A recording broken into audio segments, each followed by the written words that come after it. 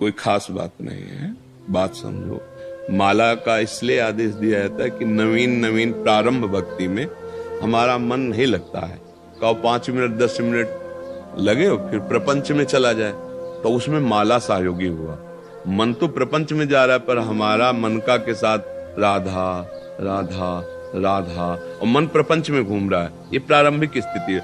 अब मन नहीं लग रहा, सुख नहीं मिल रहा, पर गुरु ने कहा है हमको 21 माला करनी, 11 माला करनी, 50 माला करनी। तो अब इस करते करते पाप नष्ट होगा, अंतःकरण पवित्र होगा, अब सुख मिलने लगेगा, फिर वो अभ्यास में भजन में आ जाएगा। इसलिए माला की बात है नहीं, बात है भजन की। अगर आगे चलकर ऐसी स्थिति बन जाती है कि आपका चित्त, तो फिर आपको विक्षेप लगने लगेगा, क्योंकि कितने हुए गुरिया। दोस्तों, राधे राधे बोलते रहें और बाबा जी के प्रवचन को आगे बढ़ाते रहें और सुनते रहें। राधे राधे। पलटना ये सब बाहर आएगा तो बाहर ही ना, माला तो बाहर ही चल रहा है, तो वृत्ति बाहर ही आएगी ना। अब पूरा हुआ उसको घूमो, फिर अगला। जब एक तार भजन हो रहा है, फिर इधर विक्षेप लगने लगेगा, पर कहीं मन के भुलावे में ना आ जाए। इसलिए कहा जाता है पहले नियम से चलो, फिर प्रेम हो जाएगा, तो हृदय की धड़कन के साथ नाम शुरू। ये माला चालू होती, श्वासों की माला। श्वास ऊपर जा रही, नीचे जा रही, नाम। जैसे धड़कन स्वयं चल रही ना, ऐसे नाम चलने लगता है स्वयं। वो करता नहीं है उस समय, वो होता है, परिपक्व हो जाता है। पर ये तब आया है जब नियम से चला है। अपने को पहले नियम में बांधना होगा, नहीं तो आज मान लो 20 माला जप सकता है, तो कल भी छोड़ सकता है। इसका स्वभाव मन का ऐसा है कि एक दिन तो कहो खूब भजन में मन लग रहा है, बड़ा आनंद आया, दूसरे दिन बिल्कुल नहीं लग रहा। तो जब नहीं लग रहा तो गुरु आज्ञा है, नियम करना है तो हमें करना ही है। मन नहीं लग रहा तो भी हमें करना, राधा राधा राधा राधा। तो धीरे धीरे धीरे धीरे हमारा मन लगने लगेगा। ये प्रारंभिक साधन। अच्छा, किन्हीं किन्हीं महापुरुषों को होता है कि उसी में बहुत रुचि हो जाती है, फिर आजीवन माला से ही जपते रहते हैं।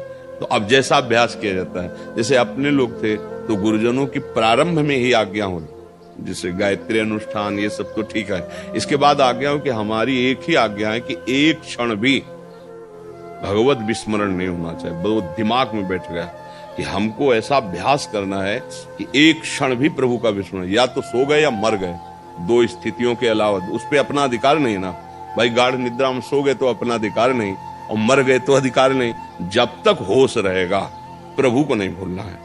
तो फिर वो अब जैसे कोई माला या कुछ ऐसा नहीं, पर उनसे अलग नहीं है। वार्ता कर रहे हैं, उनकी वार्ता कर रहे हैं, और दिमाग में चल रहा है। जैसे अभी आपको कहीं ठीक अभी जाना हो, हम लंबा खींच रहे हैं, तो आपका मन क्या करेगा?